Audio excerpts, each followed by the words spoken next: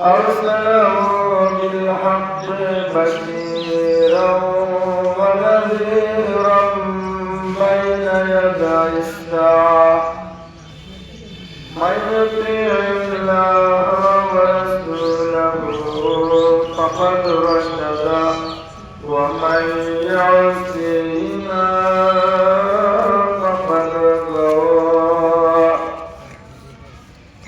أما بعد فأعوذ بالله من الشيطان الرجيم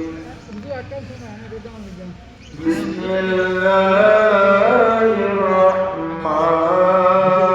الرحمن الرحيم ورفعنا لك ذكرك صدق الله العظيم وصدق رسوله النبي الحبيب الكريم إن الله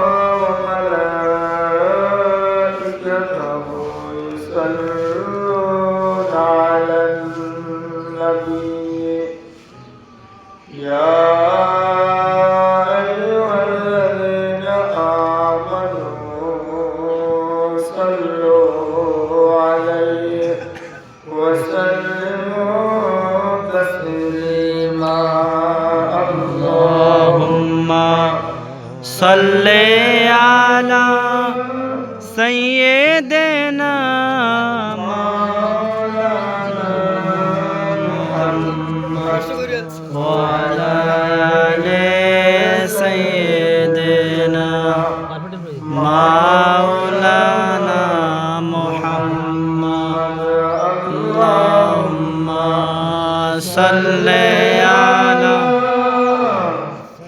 سيدنا مولانا محمد وعلى آل سيدنا مولانا محمد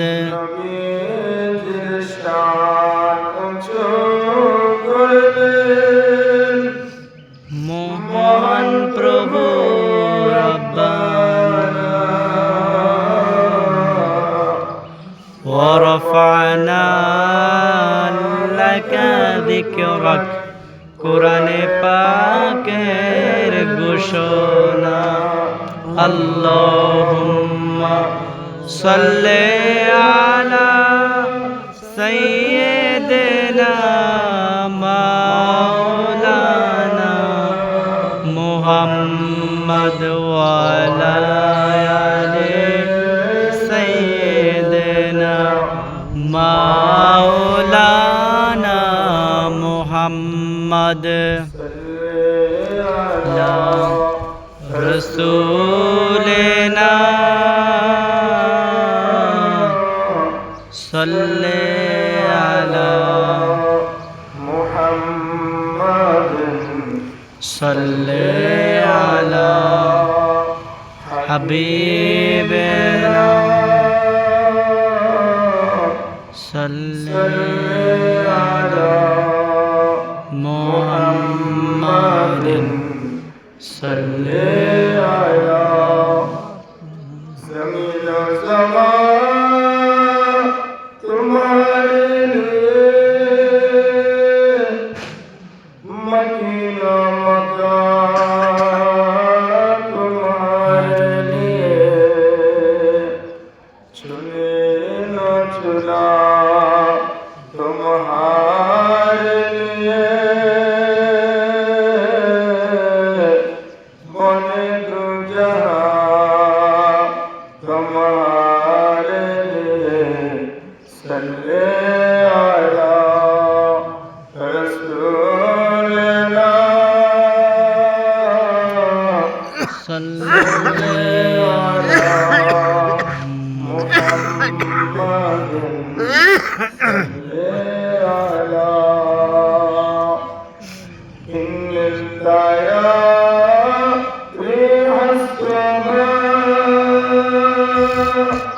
يوما إلى أرض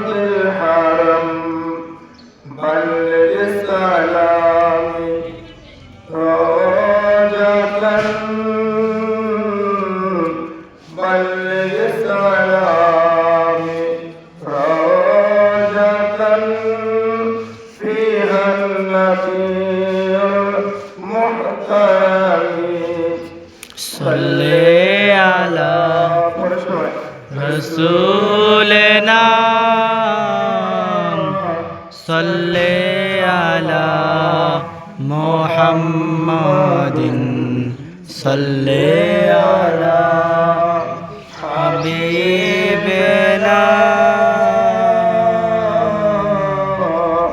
صلي على محمد صلي على أكبادنا مجروحة من سيف المصطفى طوبى لأهل قلبة طوبى لأهل قلبة فيها النبي المتشمي صلي على رسولنا صلي على محمد صلي على كريمنا صلي على محمد صلي على محمد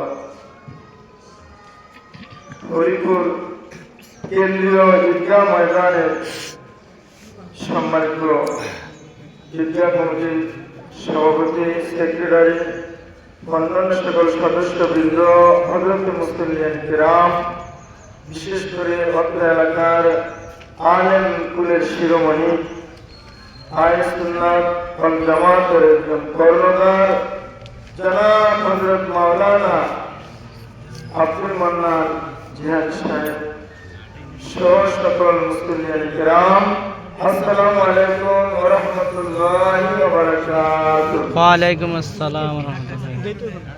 সম্মানিত উপস্থিতি, দীর্ঘ এক মাস সিয়াম সাধনার পরে আমাদের নিকট আনন্দের বার্তা নিয়ে, খুশির বার্তা নিয়ে উপস্থিত হয়েছেন পবিত্র ঈদ উল ফিতর। সকলকে পবিত্র ঈদ উল ফিতরের শুভেচ্ছা মোবারকবাদ জানাচ্ছি। আমরা সকলে বলি আলহামদুলিল্লাহ। আলহামদুলিল্লাহ। আজ পবিত্র ঈদ উল ফিতরের দিন, ইয়ামুল জাযার দিন, পুরস্কার গ্রহণের দিন। যারা দীর্ঘ এক মাস সিয়াম সাধনা করেছেন, রোজা রেখেছেন, নিজের জবানকে অশ্লীল মন্দ কথাবার্তা বলা থেকে হেফাজতে রেখেছেন, নিজের শরীরের অঙ্গ প্রত্যঙ্গকে অশ্লীল মন্দ কাজ কর্ম করা থেকে বিরত রেখেছেন, তারাবির নামাজ পড়েছেন, 5 ওয়াক্ত নামাজ আদায় করেছেন, রোজা সঠিকভাবে পালন করেছেন, তাদেরকে মহান আল্লাহ রাব্বুল আলামিন আজকের এই ঈদগাহ ময়দান থেকে তাদের সকল গুনাহ মাফ করে দিয়ে তাদেরকে বাড়িতে ফিরাবেন। সুবহানাল্লাহ। এই পুরস্কার সবাই পাবে না। আজকের এই দিনকে পুরস্কারের দিন হিসাবে ঘোষণা করা হয়েছে। যারা আমরা রোজা রেখেছি, আল্লাহ রাসূলের বিধান মেনেছি, পালন করেছি, তাদের জন্যই এই ঘোষণা। কিন্তু যারা পবিত্র মাহে রমজান পেল, সুস্থ ছিল, কিন্তু রোজা রাখেনি, নামাজ পড়ে, তারাবি পড়ে, কোরআন কারীমের তেলাওয়াত করে, বাবার কবর জিয়ারত করে, ওযু নাই, গোসল নাই, কোনো কিছু নাই, ওই সমস্ত লোকদের জন্য আজকে একটা দুঃসংবাদ রয়েছে। আল্লাহ হাবিব সাল্লাল্লাহু আলাইহি ওয়াসাল্লাম হাদিসে পাকে ইরশাদ ফরমান, আন কাব বিন আযরা রাদিয়াল্লাহু তাআলা আনহু قال قال رسول الله صلى الله عليه وسلم احضروا المنبر فحضرنا الى اخر الحديث।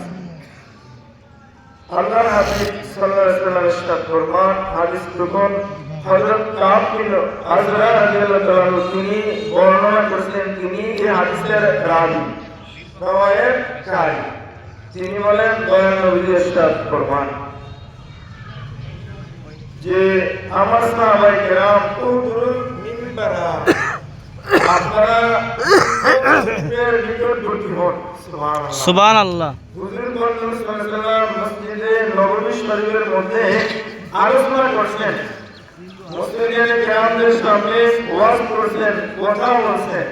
নবী ডাকে বলেন, উদুরুল মিনবারা, আমার সাহাবায়ে কেরাম আপনারা আমার মিম্বরের কাছে চলে আসুন।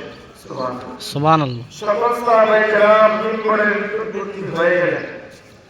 ফাদাররা সকলে উপস্থিত হয়ে গেলেন, মিম্বরের কাছে চলে আসলেন। ফালাম্মার তাকা দারাতান ওয়ালা আমিন, ফালাম্মার তাকা দারাতাস সানিয়াতা ওয়ালা আমিন, ফালাম্মার তাকা দারাতাস সালিসাতা ওয়ালা আমিন। আল্লাহ রাসূলুল্লাহ খুতবা দিলেন। খুতবা দেওয়ার পরে মিম্বর শরীফ থেকে যখন নামলেন, নামাজ শেষ হলো, সাহাবায়ে কেরাম জিজ্ঞেস করলেন, ক্বালু ইয়া রাসূলুল্লাহ, ও আল্লাহর নবী, আপনাকে তো মনে হয় এভাবে মিম্বর শরীফে দাঁড়িয়ে দাঁড়িয়ে তিনবার আমিন বলতে শুনি, আজকে এভাবে তিনবার আমিন বললেন, এটার কারণ কি আমাদেরকে একটু জানিয়ে দেন। সুবহানাল্লাহ। আমার রাসূল বলেন, সাহাবায়ে কেরাম একটু মনোযোগ দেওয়ার জন্য সকলকে অনুরোধ করছি। আমরা এই কথাগুলো বলি, এগুলা কোরআন হাদিস থেকে আমরা পড়াশোনা করি, কথা বলি, যে কথাগুলো আমাদের ওয়াজ মাহফিলেও আপনারা পাবেন না। আমরা আজকে পাঁচ থেকে কোরআন কারীম থেকে কথা বলছি।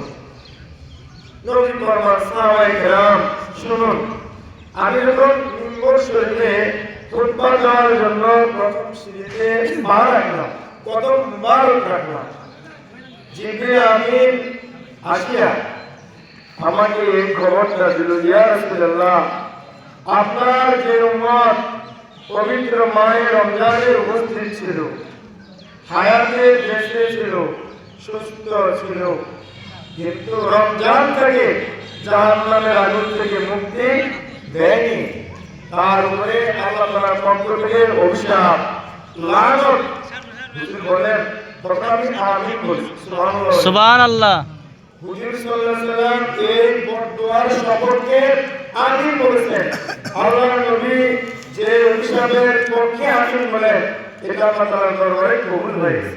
সুবহানাল্লাহ। সুবহানাল্লাহ। আসুন যারা এই পবিত্র মাহে রমজানে উপস্থিত আমরা ছিলাম, যারা রোজা রাখছি না, তারাবি করিনি, পাঁচ ওয়াক্ত নামাজ পড়িনি, জগা বসত করা থেকে বিরত থাকিনি, পয়সা মন্দ অশ্লীল কাজ কর্ম কঠোরতা বলা থেকে যারা বিরত হয়নি, তাদের জন্য বর্তমান জিবরিল আমিন আল্লাহ তাআলার পক্ষ থেকে নিয়ে এসেছেন। হুজুর সাল্লাল্লাহু আলাইহি ওয়াসাল্লাম আমিন বলছেন। আসুন যারা রোজা রাখেনি, নামাজ পড়েনি, তাদের পরিণতি এই পরিস্থিতি যে তাদেরকে এই মাহে রমজান জাহান্নামের আগুন থেকে মুক্তি দিল না।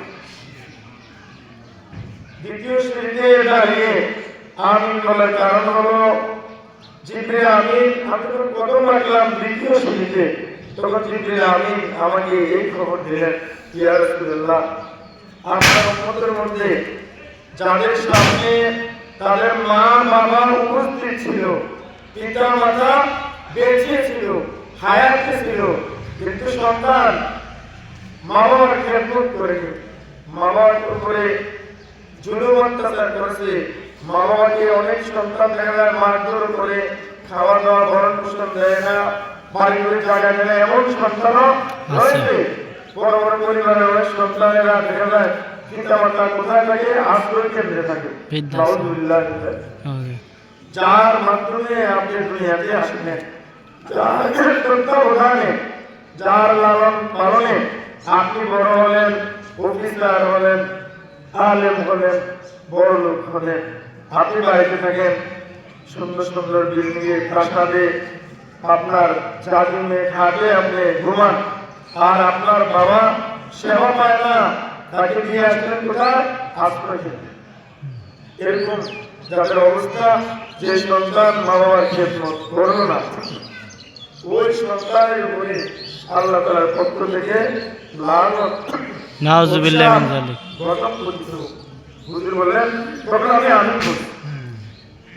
যে সন্তান মা বাবার খেদমত করে না, মা বাবার খেদমত যদি কেউ না করে, মা বাবাকে যদি কেউ কষ্ট দেয়, তাহলে ওই লোকটা মরণের সময় ঈমান নিয়ে মারা যেতে পারবে না। নাউজুবিল্লাহ। আর ঈমান নসিব হবে না, এমন কঠিন পরিস্থিতি হবে। পিতা মাতা আপনার জন্য জান্নাত, পিতা মাতা আমার জন্য আপনার জন্য জান্নাত, আমার জন্য আপনার জন্য মা বাবা জাহান্নাম। কিভাবে? খেদমত করলে জান্নাত, খেদমত না করলে জাহান্নাম। রিদা রাব্বি ফি রিদাল ওয়ালিদাইন। পিতা মাতার সন্তুষ্টি স্বয়ং আল্লাহর সন্তুষ্টি। আল্লাহ সন্তুষ্ট সন্তানের জন্য জান্নাত নসিব। সুবহানাল্লাহ। ওয়াসাকাতুর রাব্বি ফি সাকাতিল ওয়ালিদাইন। পিতা মাতার অসন্তুষ্ট স্বয়ং আল্লাহ অসন্তুষ্ট সন্তানের উপরে, তার জন্য জাহান্নাম। নাউজুবিল্লাহ মিন যালিক। আল্লাহ রাব্বুল আলামিন আজকে আলোচনাগুলি শোনার পরে আমরা যেন বাড়ি গিয়ে আমল করতে পারি। সকলে বলুন আমিন। আমিন। 3 নাম্বার, হুজুর সাল্লাল্লাহু আলাইহি ওয়াসাল্লাম ফরমান, সাহাবায়ে কেরাম, আমি দ্বিতীয় শ্রেণীতে যখন কদম মোবারক রাখলাম, তখন আমি আমিন বললাম এই কারণে, যাদের সামনে আমি নবীর নাম মোবারক উচ্চারিত হলো, অর্থাৎ আজানে, ইকামতে, এমনিতে মুহাম্মদ সাল্লাল্লাহু আলাইহি ওয়াসাল্লাম নাম মোবারক আসলো, লোকজন উপস্থিত ছিল, দুরূদ পড়ে। সুবহানাল্লাহ বলেন। নবী পাকের নামের আলোচনা হয়েছে, মানুষ দুরূদ পড়েনি। অনেক আলেম ওলামারা এই আমলটা করতে চায় না, এই হাদিসটাকে জয়ীফ বলতে চায়, তারপরে বানাওয়াত বলতে চায়। আমি আপনাদেরকে অনুরোধ করবো, এটা কোথায় আছে? আমি কিতাবের নাম সব বলেছি।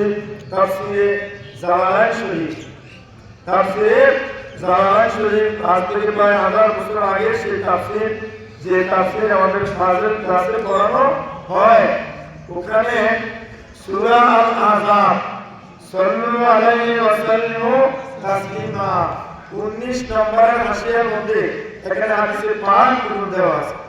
সুবহানাল্লাহ।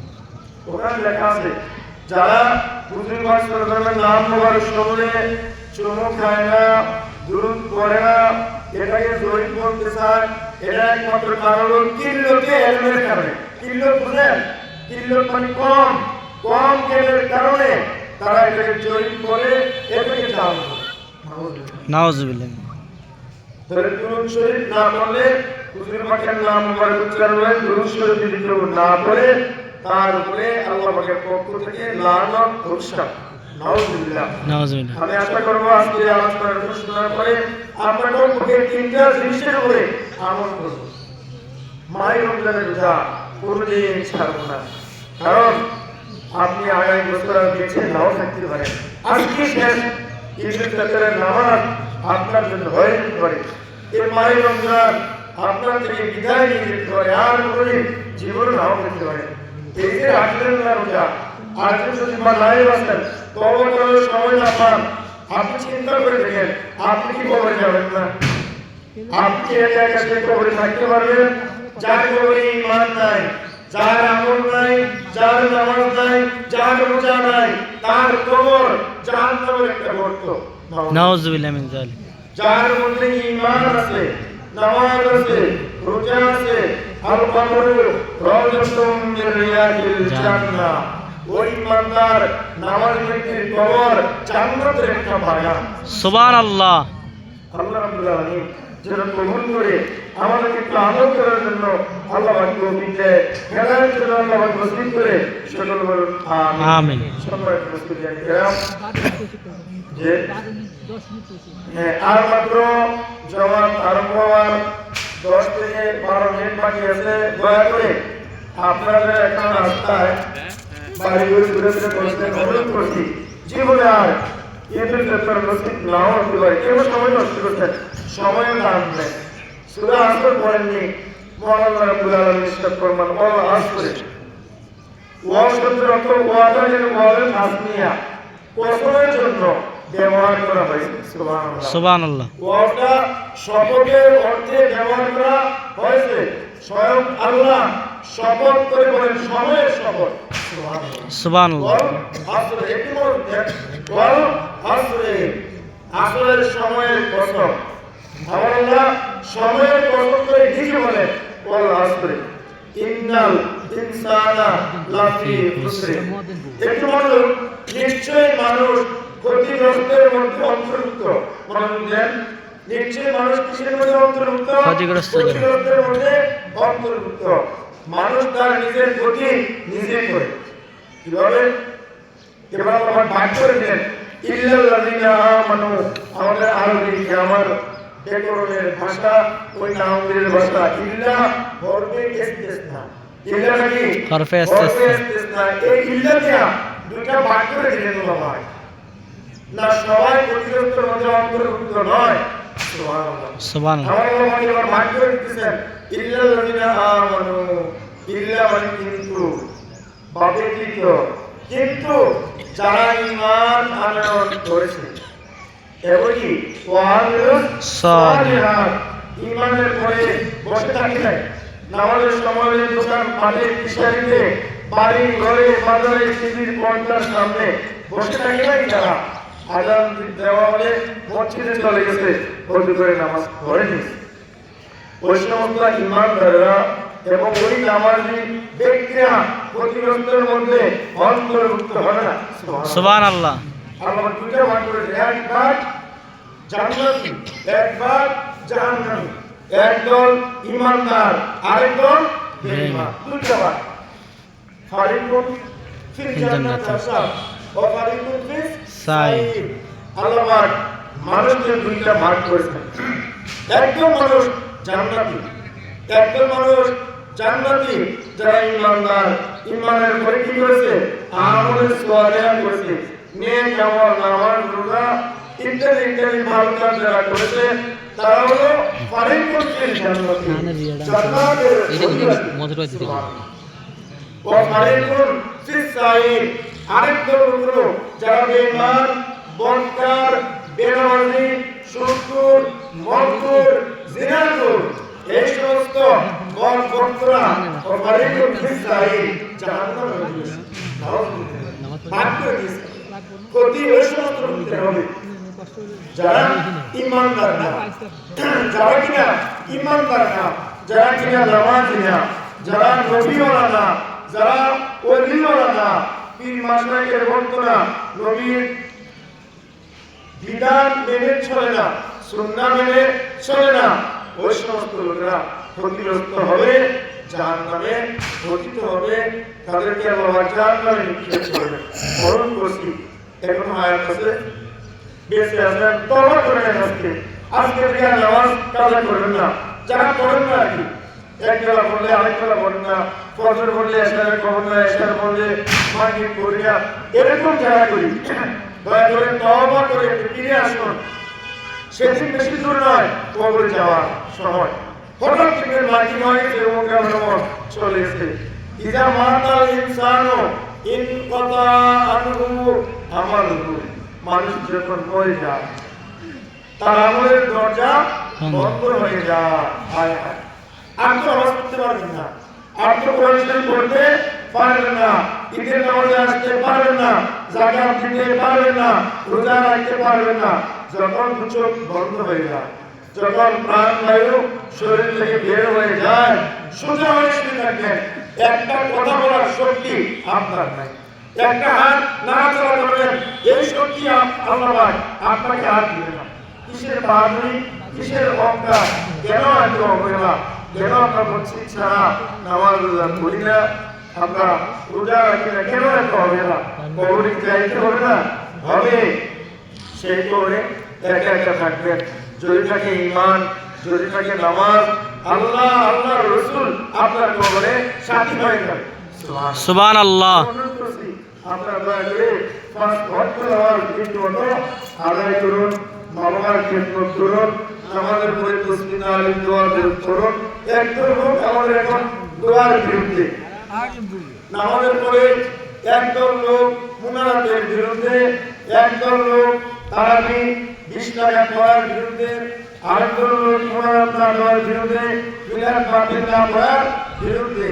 আমি আপনাদেরকে অনুরোধ করছি, হাদিসে পাকে রয়েছে তারাবি যখন থেকে জামাত সহকারে শুরু হয়েছে মসজিদে নববী শরীফের মধ্যে হযরত ওমর বিন খাত্তাব রাদিয়াল্লাহু তাআলা শাসন আমলে, তিনি যখন বাদশা, তিনি যখন খলিফা, তার আমলে হযরত উবাই ইবনে কাবের ইমামতিতে, মনোযোগ দিয়ে শুনুন, তার ইমামতিতে উবাই ইবনে কাব রাদিয়াল্লাহু তাআলার ইমামতিতে তারা 20 টাকা জামাত সহকারে চালু হয়েছে। সুবহানাল্লাহ। তার আগে তারা জামাত সহকারে চালু হয়নি। হযরত ওমর ইবনে খাত্তাব রাদিয়াল্লাহু তাআলা, আব্দুর রহমান ইবনে আব্দুল কারি, ওরা মসজিদে নববীতে রাত্রি বেলায় রমজান মাস গেলেন দেখতে, গিয়ে দেখেন মানুষ এখানে 4-5 জন নামাজ পড়ছে, এখানে 4-5 জন, ওখানে 4-5 জন, কিন্তু নামাজ হচ্ছে তারা। ওমর রাদিয়াল্লাহু বলেন, যদি লোকগুলোরে একটা ইমামের পিছনে জামাত সহকারে নামাজটা পড়ে দিতে পারতাম, অনেক সুন্দর। সুবহানাল্লাহ। হযরত ওমর রাদিয়াল্লাহু উবাই ইবনে কাব রাদিয়াল্লাহু ওনার কেরাত বিশুদ্ধ ছিল, উনি কারি ছিলেন। তখন উবাই ইবনে কাব রাদিয়াল্লাহু ইমাম বানাইয়া ওমর রাদিয়াল্লাহু তারাবির নামাজ 20 টাকা জামাত সহকারে চালু করলেন। সুবহানাল্লাহ। আরেকদিন ঘুরতে গেলেন, গিয়ে দেখেন আজকে আর বিচ্ছিন্নভাবে নামাজ পড়া, সবাই এক ইমামের পিছনে 20 টাকা তারাবির নামাজ পড়ছে। ওমর রাদিয়াল্লাহু দেখে বলেন, কি সুন্দর, নিয়ামাতুল বিদাতে হাজি, এটা হাদিসে পাকে ইমাম মুসলিম, নিয়ামাতুল বিদাতে হাজি, এই তারাবির নামাজের জামাত সহকারে হচ্ছে, এটা কতই না উত্তম বিদাত। সুবহানাল্লাহ। তারাবি তার আগে জামাত সহকারে ছিল না। আপনাদের অনুরোধ করে যারাই তারাবির নামাজ 8 টাকা বলে মনে করেন মোবাইল থেকে বা একটা সহি হাদিস মনে করে দেখেন, এটা আপনাদের দেখার কোনো দোষ নাই, বুঝার মধ্যে দোষ। আমি অনুরোধ করছি কোন আলেম ওলামার সাথে আপনি কথা বলেন, বুখারী শরীফ পড়ে দেখেন, এটা তাহাজ্জুদের অধ্যায়ে হাদিসটা পড়ুন, কোথায় আছে হাদিসটা? তাহাজ্জুদের অধ্যায়ে। আমার নবী পাক সাল্লাল্লাহু আলাইহি ওয়াসাল্লাম রমজান মাসে এবং রমজানের বাইরে, রমজানে এবং রমজানের বাইরে রাতের নামাজ, এটার নাম কি? রাতের নামাজ 8 টাকা করেছেন। এই রাতের নামাজের নাম তাহাজ্জুদের নামাজ। রমজানের বাইরেও 8 টাকা করেছেন, রমজানের রাতের নামাজ 8 টাকা করেছেন, দিনে 3 টাকা করেছেন, এই 11 রাকাত নামাজ পড়েছেন রমজানের বাইরে। এটা কখনো তারাবি নয়। যারা আজকে বুখারী শরীফে দেখে সহি হাদিস ভালো, এটা আপনার বুঝের মধ্যে বেশ কম। দয়া করে কোনো আলেম ওলামা নিকট বুঝে শুনে নেবেন, জেনে নেবেন। আমরা বলেন ফাসআলু আলা যিকরি ইন কুনতুম লা তা'লামুন, তোমরা যারা জানো না, যারা জানে তাদের থেকে জেনে নাও। সুবহানাল্লাহ। কোনো কথা আমরা বাকি রাখিনি, আল্লাহর রাসূল কোনো কথা বাকি রাখেননি, সকল কথা আমাদেরকে আল্লাহ জানিয়ে দিয়েছেন, আল্লাহর হাবিব জানিয়ে দিয়েছেন, কোনো কথা বাকি হয়নি। শুধু আমাদের বুঝের বেশ কম, আমাদের জ্ঞানের বেশ কম, আমাদের কম জ্ঞান, এলেম কম, আমরা বুঝি না। আমাদের যারা বড় আলেম আছেন, মুফতি মুহাদ্দিস, ওনাদের থেকে আমরা বুঝে নিব, যে নিয়ে সঠিকভাবে আমল করার জন্য আমরা চেষ্টা করবো। আমিন। ইয়াকুলু ফি আখির জামানে তাযযালুনা কাযাবুনা ইয়াকুলুকুম মিনাল আহাদিসে বিমা লাম তাসমাউ আনতুম ওয়ালা আবাউকুম লা ইউদিল্লুনাকুম ওয়ালা ইফতিনুনাকুম। সুবহানাল্লাহ। আমার নবী ফরমান, বলছিলে আমার উম্মতের মধ্যে কেমন একটা সময় চলে আসবে, দাজ্জাল বের হয়ে যাবে, আলেম ওলামাদের থেকে, মানুষের মধ্য থেকে কিছু দাজ্জাল, কিছু কাজ্জাব, মৃত্যু আলোচন বের হয়ে যাবে। নাউযুবিল্লাহ। শেষ জমানায়, শেষ যুগে, শেষ জমানায় কিছু দাজ্জাল, কাজ্জাব, মৃত্যু আলোচন বের হয়ে যাবে। তারা মানুষকে এমন ধরনের ওয়াজ নসিহত নিয়ে আসবে, রাসূল বলেন, যেই কথা তোমরা কোনদিন শোনোনি, তোমাদের বাপ দাদারাও শুনছেন ইংরেজরা আমার বাপ দাদা তারা 20 টাকা করেছে, আপনার বাবা করেছে। হাদিসে বলে যে এমন একটা সময় আসবে যে আলোচনা করুন তুমি শুনে তোমার বাপ দাদারও শুনি এরকম আলোচনা নিয়ে আসবে। তাদেরকে তোমাদের কাছে আসতে দিও না, তোমরা তাদের কাছে যেও না, লায়ুর দিল্লুনাকুম ওলায়ুর দিল্লুনাকুম, তাহলে তোমাদেরকে তারা পথভ্রষ্ট করতে পারে। সময় মুশকিল জায়গা, অল্প সময়ে রাষ্ট্র আলোচনা করলাম, একেবারে কোরআন হাদিস থেকে আমি কথাগুলো বলছি। সকলকে আমল করার জন্য অনুরোধ রেখে আমি আমার এই সংক্ষিপ্ত বক্তব্য এখানে সমাপ্ত করলাম। নির্দিষ্ট সময় এই 8টা 30 মিনিটে আমাদের পবিত্র জামাত অনুষ্ঠিত হবে। সকলকে নামাজের নিয়ম বলে দিচ্ছি, এগুলা মনোযোগ সহকারে শোনার জন্য অনুরোধ করছি। নামাজের নিয়ম নামাজ কুরআন সাল্লিয়া লিল্লাহি তাআলা রাকাতাইন সালাতুল ঈদুল ফিত্র মা সিত্তি তাকবীরাতি ওয়াজিবুল্লাহি তাআলা ইরতফা দাইতু বিহাদাল ইমাম মুতাওয়াজ্জিহান ইলা জিহাতিল কাবাতিশ শরীফাতি আল্লাহু আকবার।